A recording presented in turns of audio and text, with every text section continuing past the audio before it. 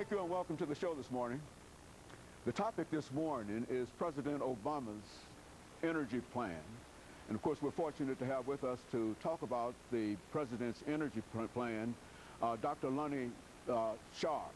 Dr. LSharpe is the holder of the Massey School of Engineering and Technology seat at Tennessee State University, as well as our guest. And of course, he also has a lot of information, do you not, Dr. Sharpe? Yes, I do. To tell us in reference to President Obama's energy plan. But before we get into that, Dr. Sharpe, let's see if we can have you to give us some information about your background, your education, and some of those things that were eventually important in leading you to, as we introduce you, the holder of the seat in the the College of Engineering and Technology at Tennessee State University, the Massey seat in that particular area. Yes. And then we'll talk about other things. All right. Thank you, sir.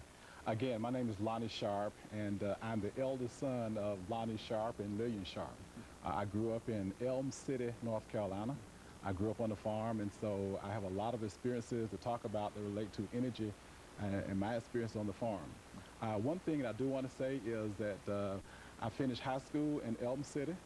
I ended up going to college at North Carolina A&T State University in Greensboro, North Carolina, where I received my BS degree in mechanical engineering.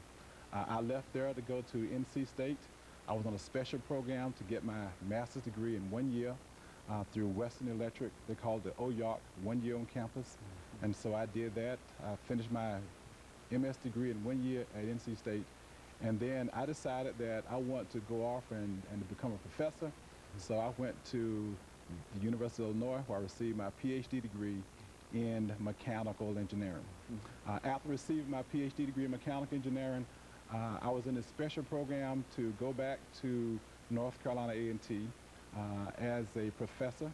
And I went to North Carolina A&T, and I served at A&T in engineering for 20 years before I moved to Tennessee State University. While I was at A&T, I started as an assistant professor, worked my way to associate professor, full professor, associate dean of engineering, and eventually dean of engineering at North Carolina A&T. So when I moved here in this position called the Massey Chair of Excellence. It's a program funded by the Department of Energy.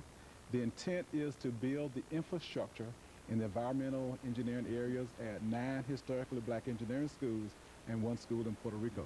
So we had a Master Chair program when I was at A&T, and we had one here at Tennessee State University. So I came here to Tennessee State University in the position called the Master Chair of Excellence that's funded by the Department of Energy. So the intent really was to put in place an endowment.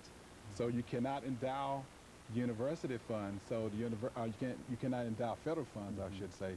And so the university was asked to put in place these positions at these 10 institutions. So I'm glad to be here at Tennessee State University.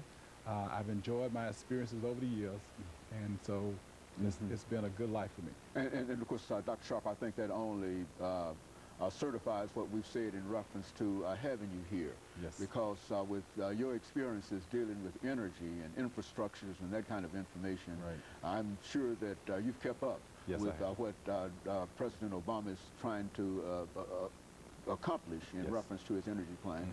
Now, we've got a few minutes before our first commercial break.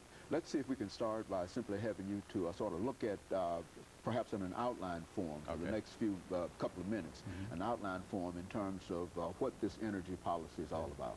But before I do that, one other thing I do want to share, you know, when you grew up on a farm and you wanted 10 kids, there are a lot of things that go through your mind. And, you know, I graduated from a historical black college at North Carolina A&T. And the point I do want to make is that the HBCU environment, first of all, is a great option for students. I know that for me it was. My experiences has been fantastic. As a student, first of all, at North Carolina A&T, I had opportunities to work at General Motors, and as part of my scholarship program, I worked at Western Electric as part of my program as well. And so all of those things sort of helped to prepare me.